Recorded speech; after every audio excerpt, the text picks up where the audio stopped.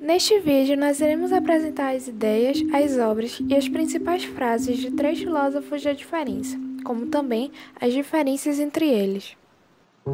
O primeiro filósofo do qual iremos falar é Michel Foucault. Suas ideias podem ser divididas em 3 períodos: o Foucault arqueológico, o genealógico e o último Foucault. O período arqueológico ficou marcado por uma busca de estabelecer um estudo, utilizando o que ele chamou de método arqueológico das ciências humanas, em especial da história e das ciências sociais. O período genealógico foi o momento em que Foucault passou a se preocupar com as formas de poder e subjetividade na sociedade. Estudou durante seus anos de observação em clínicas psicológicas e prisões uma reconstrução histórica e cultural de cenários complexos, e com esse estudo formou-se o que ele denomina de sociedade disciplinar. Segundo o filósofo, a humanidade seria organizada em formas diferentes e em momentos diferentes, mediante o modo que ela lida politicamente com elementos relacionados à vida.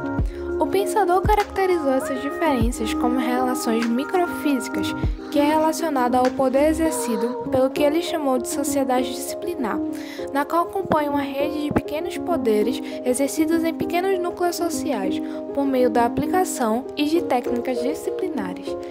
E macrofísicas, que é quando existe o poder e é exercido em grande escala por meio de um monarca, que era o único responsável por aplicar pelo medo a atividade necessária para controlar as vontades díspares mediante a sua própria vontade. O período final, ou último Foucault, é quando Foucault utiliza as teorias do seu influenciador alemão Nietzsche, sobretudo para desvendar o modo como a sociedade grega encarava a sexualidade. Algumas de suas obras são Vigiar e Punir, História da Loucura, As Palavras e as Coisas, A Arqueologia do Saber e a História da Sexualidade. Frases de Foucault: de homem a homem verdadeiro, o caminho passa pelo homem louco. Devemos não somente nos defender, mas também nos afirmar, e nos afirmar não somente enquanto identidades, mas enquanto força criativa. Não me pergunte quem sou e não me diga para permanecer o mesmo. Não há angústia nem fantasia por trás da felicidade. É esta que não toleramos mais. O próximo filósofo do qual iremos falar é Jacques Derrida, e a sua ideia iniciou durante a década de 1960 com a desconstrução em filosofia. Esta desconstrução, termo que foi compreendido à luz do que é conhecido como intuicionismo ou construcionismo no campo da metamatemática, ao qual adicionou as devidas consequências dos teoremas da intensibilidade e, por outro, há um aprofundamento crítico na passagem da metafísica tradicional que ele apresentou como sendo a metafísica da presença. Exerceu profundo impacto nas mais diversas áreas da humanidade e ciências humanas, em especial nos campos da estética, teoria da literatura e filosofia do direito. As obras-chave para a compreensão do pensamento de Jacques Derrida é Gramatologia, Escritura e Diferença, Margens da Filosofia e O Animal que Logo Sou. Suas principais frases são: para fingir, eu realmente faço a coisa certa. Eu, portanto, apenas finjo fingir. Enquanto houver uma linguagem, as generalidades entrarão em cena. Tudo é organizado para ser assim. Isso é o que é chamado de cultura. Eu sempre sonho com uma caneta que seria uma seringa. Falo apenas uma língua e não é a minha. As ideias de Gilles Deleuze abordam alguns aspectos como poder, política e cinema.